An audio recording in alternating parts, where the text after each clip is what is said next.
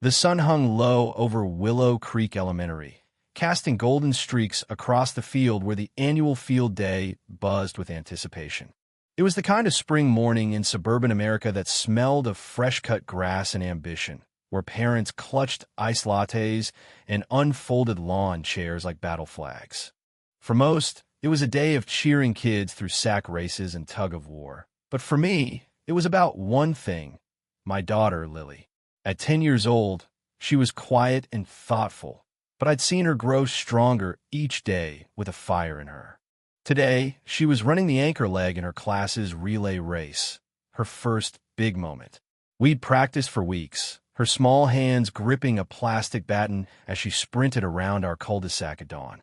She was ready, or so I thought. I stood near the chain-link fence, scanning the crowd of parents decked out in team colors, red, blue, green. Like this was the Olympics, not a fourth-grade event. That's when I saw her, Deborah Langley. She swept onto the field like she owned it, her ash-blonde hair swept into a perfect updo, her yoga pants so pristine they gleamed. Her HOA president badge was pinned to her chest, a self-awarded medal that screamed authority in our little slice of Willow Creek. She didn't walk, she glided, ignoring the volunteer table, brushing past teachers without a glance. Her daughter, Ava, was in Lily's race, and Deborah made sure everyone knew it. She was loud from the start, barking at volunteers about the water station, correcting the announcer's pronunciation of Ava's name, sneering at kids in generic sneakers. Then her eyes landed on Lily, warming up in her lane. Deborah's lips curled into a smile that wasn't kind. It was venomous.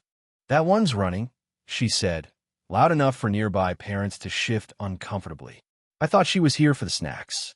Lily's shoulders slumped, her gaze dropping to the grass. My hands balled into fists, nails biting into my palms. I wanted to march over and wipe that smirk off Deborah's face, but I held back. Not here. Not yet. I'd dealt with Deborah before.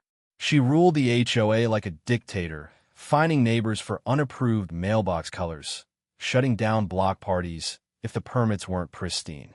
At school, she was worse, steamrolling PTA meetings, dismissing anyone who dared suggest a budget change.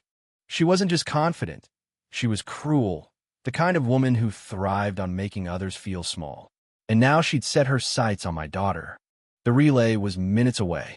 Lily stood in her lane, clutching the baton, her ponytail swaying as she bounced on her toes. I could see the nerves in her tight grip, but her eyes were steady. I caught her gaze and nodded. "You got this," I mouthed.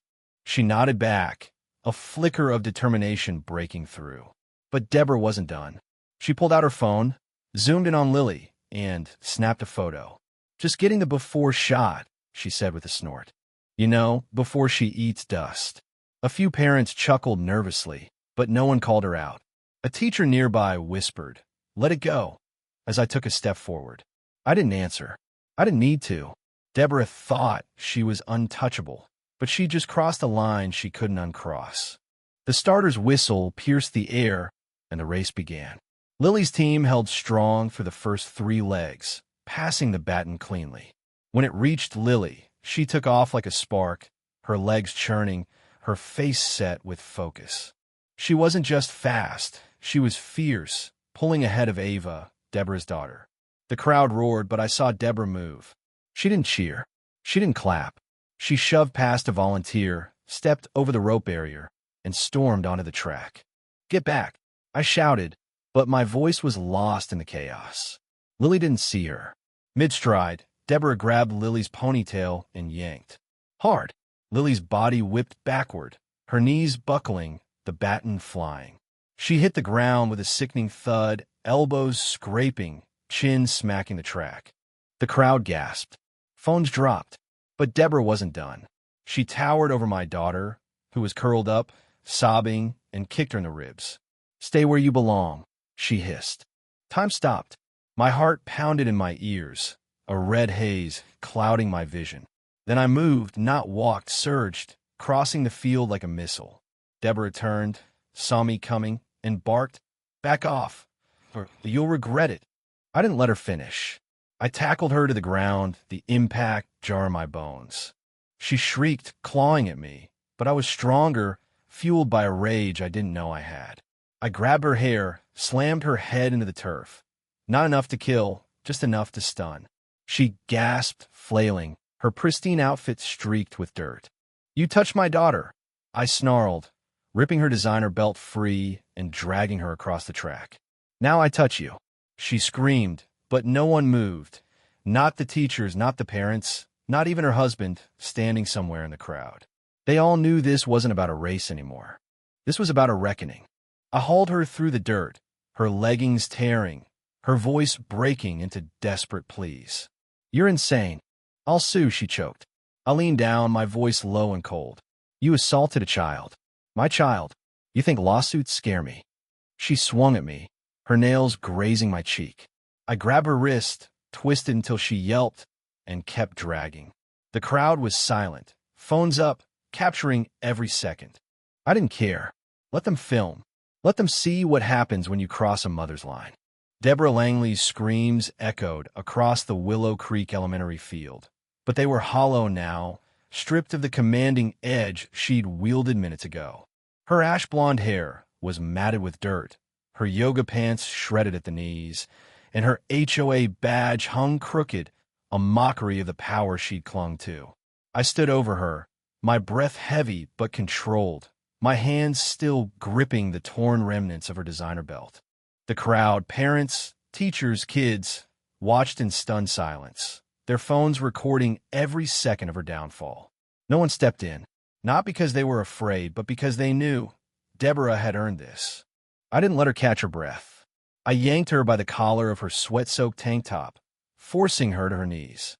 "You thought you could hurt my daughter and walk away," I said, my voice cutting through the still air. "You thought your title, your money, your little HOA kingdom would protect you?" She gasped, her eyes wild, mascara streaking down her face like black rivers. "You're crazy," she sputtered. "There are rules." I leaned closer, my face inches from hers. "You broke them when you touched Lily. Now I break you." She tried to crawl, her hands clawing at the turf, but I wasn't done. I grabbed her wrist, twisted it back until she cried out and shoved her forward. "Move," I ordered, pointing to the finish line Lily never got across. "Crawl. Right there." In front of everyone. Deborah's head snapped up, her eyes darting to the crowd. Parents she'd bullied at PTA meetings, teachers she'd belittled, neighbors she'd fined for trivial infractions. They stared back, not with pity, but with something colder, judgment. She hesitated, so I stepped on the back of her thigh, pinning her to the ground. Not hard enough to injure, but enough to make her feel the weight of her helplessness. "Crawl," I repeated, louder now, my voice carrying across the field. "Or I'll drag you myself." Her shoulders shook, her breath hitching, but she obeyed. Deborah Langley, the queen of Willow Creek's HOA, the woman who'd ruled our suburb with an iron grip, was on her hands and knees, dragging herself across the track she'd defiled. The crowd didn't cheer. They didn't need to. The silence was louder, heavier, a collective exhale from a community that had endured her tyranny for too long. Parents lined the track, some covering their mouths, others filming without shame. I walked behind her, not close, not helping, just watching. "You wanted the spotlight, Deborah?"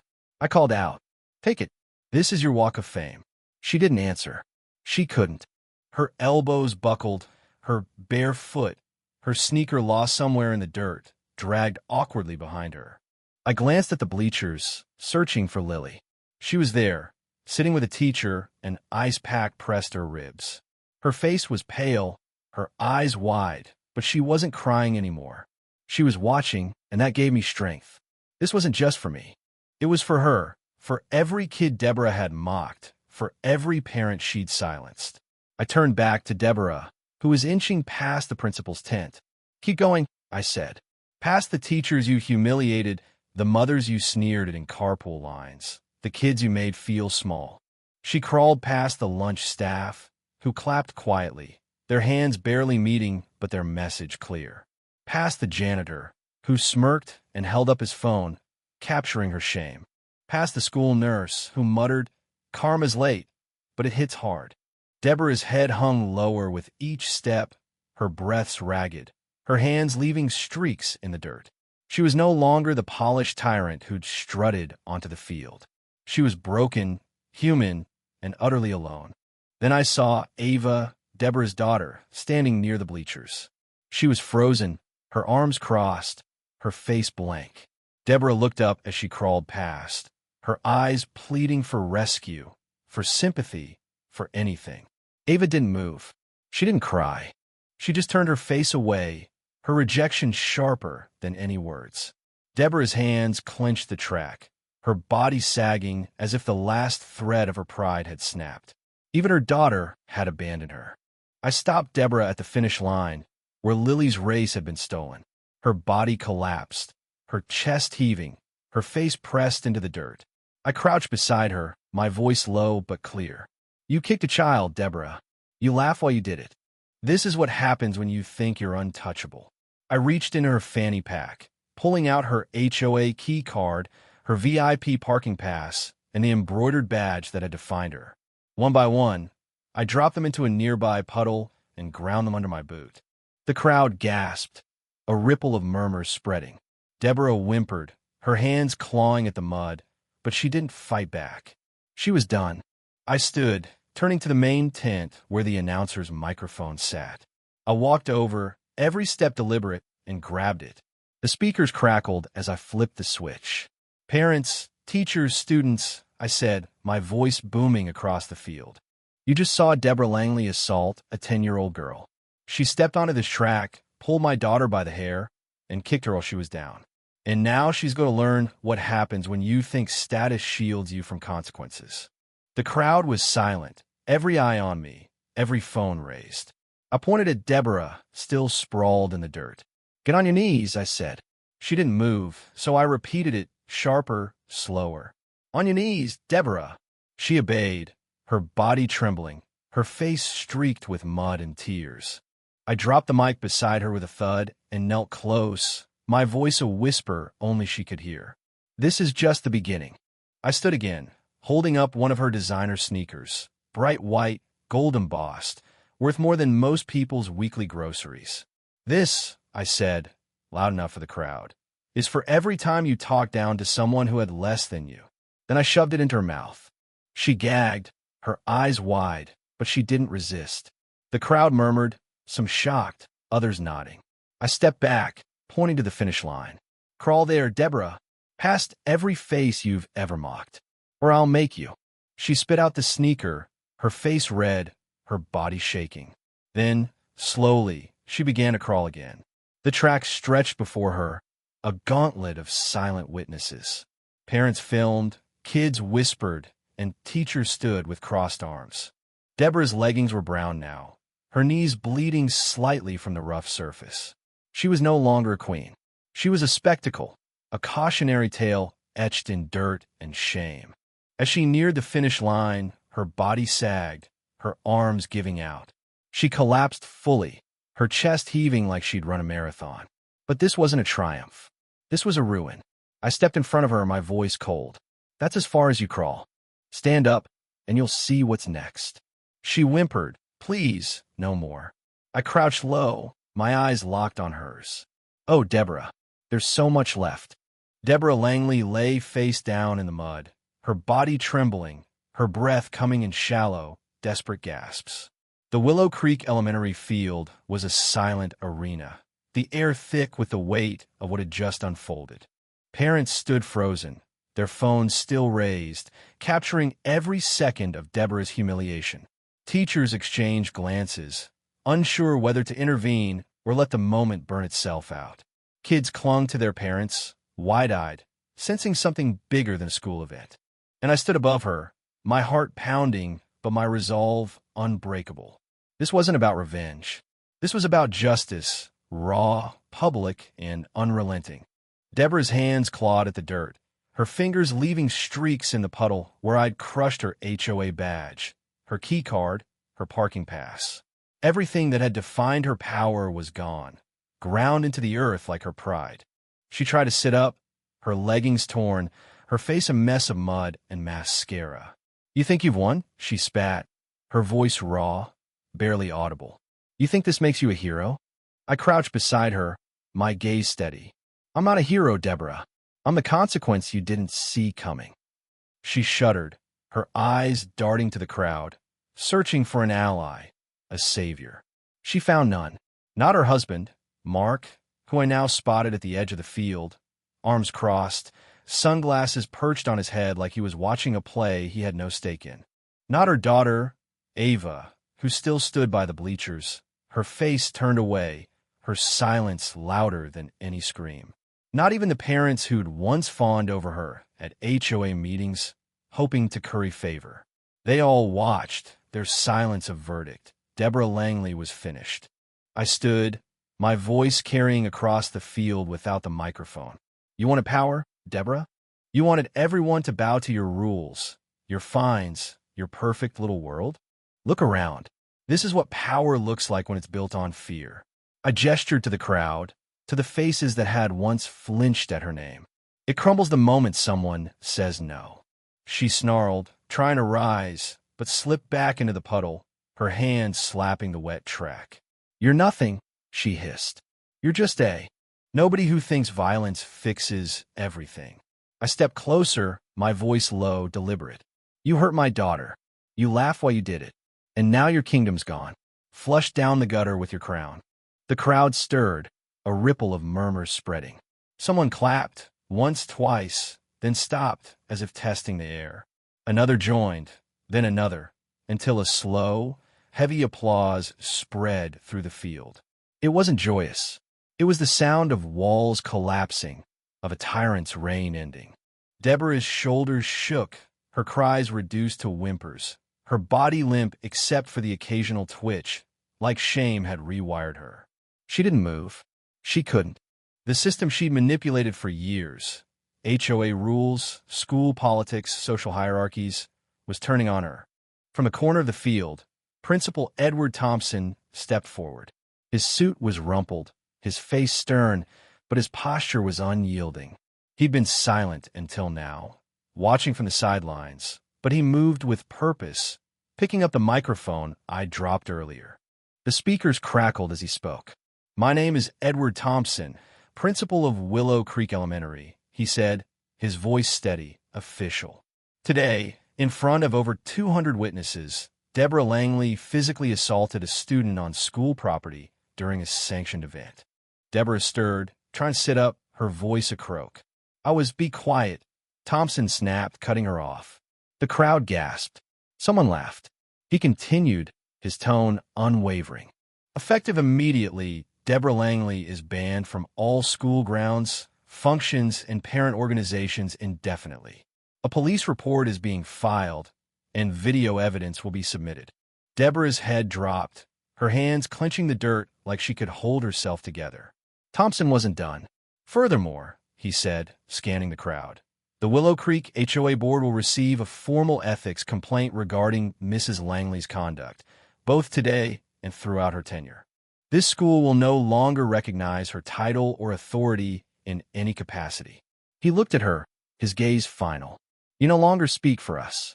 The microphone went dead, and in that moment, Deborah lost everything. Her badge, her voice, her illusion of control gone. The crowd began to shift, parents turning their backs, literally one by one like a ritual. Mothers she'd mocked, fathers she'd dismissed, neighbors she'd fined. They all turned away. Deborah tried to speak, her voice cracking. You're all cowards. You let this happen. You watched. But no one listened. Her words fell into the dirt, swallowed by the wind. She stayed there, folded into the track, shoulders shaking, face down in her ruin. The sun had shifted, casting long shadows, and Deborah's was small, shriveled, and insignificant. People began to disperse, parents gathering their kids, some whispering, others staring. No one approached her. No one offered a hand. And then I saw Lily. She was standing now, limping slightly, an ice pack pressed to her ribs, her other hand clutching the baton she'd never gotten a pass. A teacher tried to guide her to the nurse's tent, but Lily shook her head. She didn't want care. She wanted closure. She walked slowly, past the finish line, past the crowd, past the wreckage of Deborah's reputation, until she stood beside her. Deborah looked up, her eyes swollen, her voice a whisper. You ruined me. Lily didn't flinch. She dropped the baton at Deborah's knees. I finished my race, she said softly. Even if you tried to stop it. One sentence, delivered with the quiet strength of a child who'd faced a monster and won. It broke Deborah more than anything I'd done. She crumpled fully. No screams, no excuses, just a raw, pitiful sound, like a throne collapsing in slow motion. Lily turned, limping toward me. I opened my arms, and she fell into them, bruised but unbroken. You did good, I whispered. You stood tall when it mattered. She nodded, then glanced back at Deborah, still kneeling, alone. No one helped her up. No ambulance came. She was a ghost now, erased by the community she'd ruled. The Willow Creek Elementary field felt emptier now, though the crowd hadn't fully dispersed. The sun dipped lower, casting long, jagged shadows across the track where Deborah Langley remained. A broken figure slumped in the dirt. Her once pristine yoga pants were unrecognizable, caked with mud, torn at the seams. Her ash-blonde hair hung in clumps. Her face streaked with the wreckage of her mascara and her pride. The HOA badge, her scepter of power, was shattered in a puddle nearby, its pieces glinting faintly in the fading light. No one approached her. No one spoke. The silence was a sentence, and Deborah was serving it alone. I stood near the finish line, my arms still wrapped around Lily, who leaned into me, her small frame steady despite the bruises on her ribs and the scrape on her chin. Her eyes, though, were clear, stronger than I'd ever seen them. She'd spoken her truth, dropped that baton at Deborah's knees, and walked away taller than any winner on that track. I brushed a strand of hair from her face and whispered, I'm proud of you. She didn't smile, but her nod was enough. She didn't need to say more. Her victory wasn't in a medal, it was in standing up. The crowd began to move, parents gathering their kids, folding chairs and coolers, their whispers like static in the air. Some glanced at Deborah, others avoided her entirely, as if looking too long might curse them with her fate. I scanned the field and spotted Mark Langley, Deborah's husband, near the parking lot. He hadn't moved closer, hadn't offered a hand or a word. His arms were still crossed, his sunglasses now pushed back, revealing eyes that held no warmth. He'd been there the whole time, watching, waiting, and now he stood like a man deciding whether to cut his losses. Deborah saw him too. She lifted her head, her voice a cracked, desperate plea. Mark, help me. He didn't flinch. She tried again, her words soaked in panic. She attacked me. I was protecting Ava. This woman's insane. Call a lawyer, call the board, do something. Mark's expression didn't change. He looked at her, not with anger or pity, but with the cold detachment of a stranger. Then, in a voice so calm it chilled the air, he said, You've embarrassed us for the last time. The field held its breath. Deborah froze, her mouth open, no sound escaping. Mark turned, his shoes crunching on the gravel as he walked away. Not hurried, not dramatic, just gone. Mark, she screamed, her voice raw, ragged. Don't you dare leave me. I built this neighborhood. I made this school work. No answer came. The crowd watched, some parents exchanging glances, others looking away. Deborah's body sagged, her hands slapping the dirt, leaving brown streaks behind. Her last pillar had collapsed. I stepped toward her, my boots heavy on the track. That's power, Deborah, I said, my voice low, deliberate. It walks away when you've got nothing left to offer. She didn't look up. She couldn't. Her world, her HOA throne, her social empire, her family, had crumbled in minutes, and I wasn't done ensuring she felt every crack. I turned to the crowd, raising my voice. Next time someone thinks they can abuse their power, remind them of today. A few parents nodded. Others clapped softly, the sound less like celebration and more like agreement. The message was clear. Willow Creek was done with tyrants. I walked back to Lily, taking her hand, and we started toward the nurse's tent. She needed care, but more than that, she needed to know this was over. Behind us, Deborah didn't move. She stayed there, face down, her whimpers fading into the wind. The principal, Edward Thompson, was already on his phone, likely coordinating with the police or the school board. Teachers began ushering kids away, their voices gentle but firm. The field day was effectively over, but no one complained. What had happened was bigger than races or ribbons. It was a reckoning, and everyone felt it. As we reached the tent, a paramedic checked Lily's ribs, confirming nothing was broken, just badly bruised. She sat quietly, sipping water, her baton still in her hand. I knelt beside her. "You okay?" She nodded, then said she didn't think I could run. Her voice was soft but steady. "But I did." I squeezed her hand. "You ran faster than anyone out there. And you finished, even after she tried to stop you." The paramedic glanced at me, her expression a mix of concern and respect. "You're lucky no one's pressing charges," she said quietly. "Not yet, anyway." I didn't respond. I didn't need to. If charges came, I'd face them, but I doubted they would. The crowd had seen everything. Deborah's assault, my response, the undeniable truth of who'd crossed the line first. By evening, the HOA's website had a new post. Effective immediately, Deborah Langley has been removed from all board positions and stripped of decision-making privileges due to multiple ethics violations and confirmed misconduct. It was formal, clinical, but it said everything. Deborah was erased, not just from the HOA, but from the community's trust. Her name, once a weapon, was now a warning. 2 days later, her house on Maple Drive sat dark, the curtains drawn, the driveway empty. On the third day, a for sale sign appeared, its white letters stark against the manicured lawn. By the end of the week, a moving truck pulled in just after midnight, its headlights cutting through the quiet street. No one saw Deborah leave. No one asked her to stay. She was gone, a ghost who'd ruled Willow Creek and lost it all in a single afternoon. The days following the incident at Willow Creek Elementary felt like the calm after a storm. The air in our suburban neighborhood was quieter, as if Deborah Langley's absence had lifted a weight we'd all grown used to carrying. Her reign, built on fear and control, had collapsed in a single afternoon, and the community was still processing what it meant. For me, it wasn't about victory. It was about protection, about ensuring no one would ever hurt my daughter, Lily, or any other child the way Deborah had. But as the dust settled, the ripples of that day spread, reshaping Willow Creek in ways I hadn't expected. Lily was healing, physically and emotionally. The bruises on her ribs faded, and the scrape on her chin became a faint pink line, a badge of her resilience. She didn't talk much about the race, but when she did, it was with a quiet pride.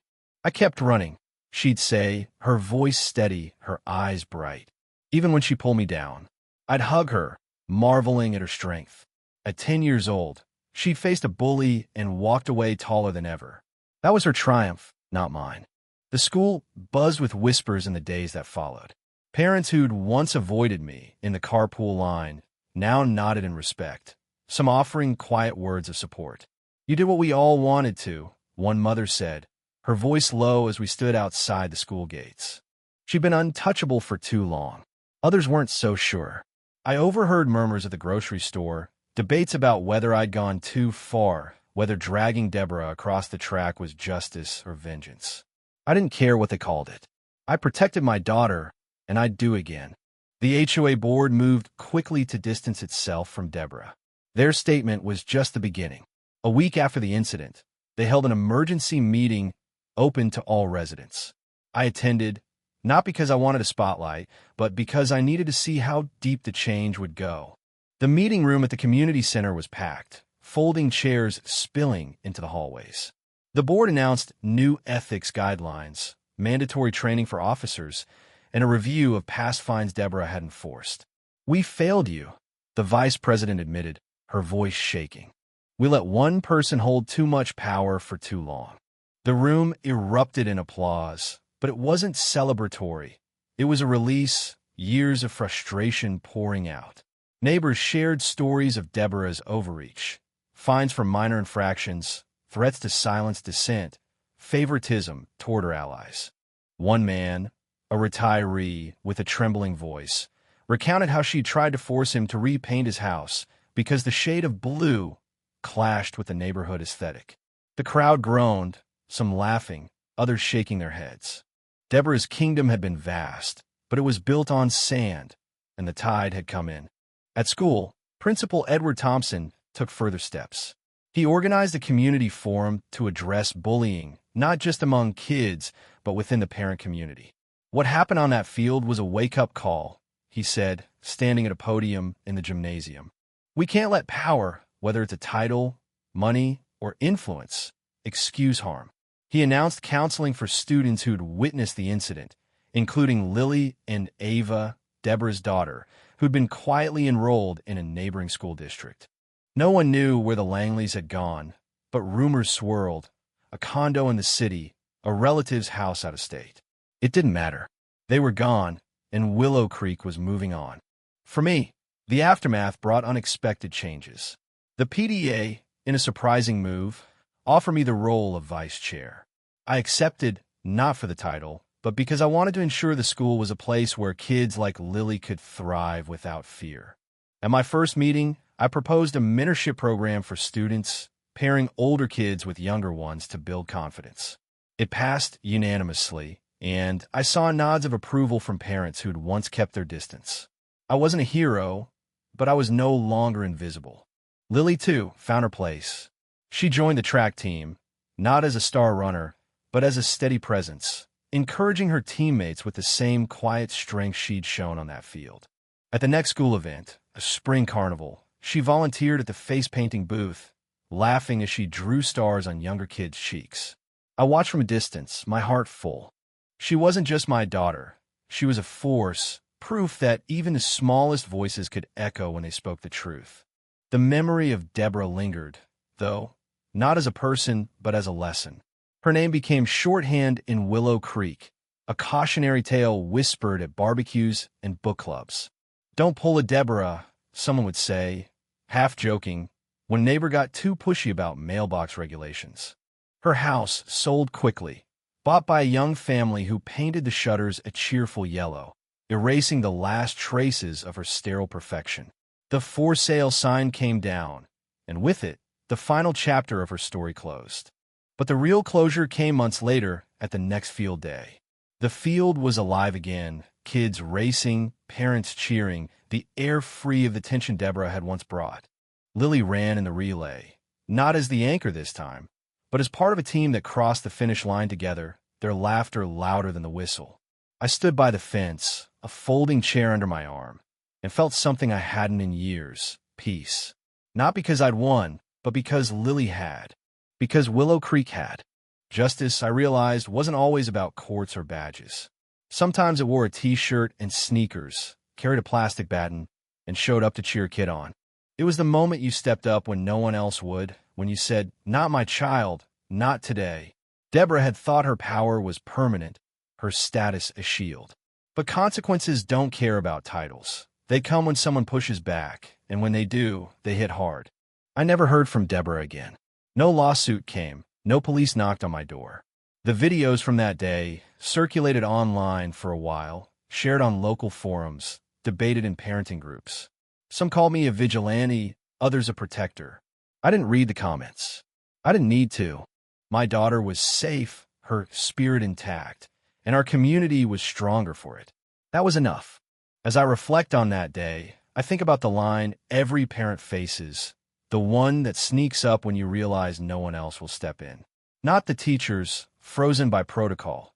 Not the principal, bound by policy. Not the other parents, silenced by fear or politeness. Sometimes it's just you, standing between your child and the person who thinks they can hurt them without consequence. For me, that line was drawn in the dirt of a school track, and I crossed it without hesitation. The lesson of Willow Creek isn't about fighting violence with violence. It's about what happens when someone abuses their power for too long, in front of too many, and one person decides enough is enough. That spark can ignite a fire. A principal speaks, a community stands, a little girl walks taller. Justice isn't always served in a courtroom. Sometimes it's served face down in the dirt, with 200 witnesses and not a single hand raised in protest. Now, I want to hear from you.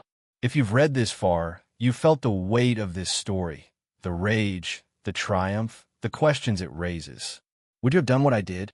Dragged a bully across a field to protect your child? Or would you have stopped short, chosen words over action? Drop a comment below and share your thoughts, especially on the bigger issues here: violence, bullying, and standing up to injustice in our daily lives.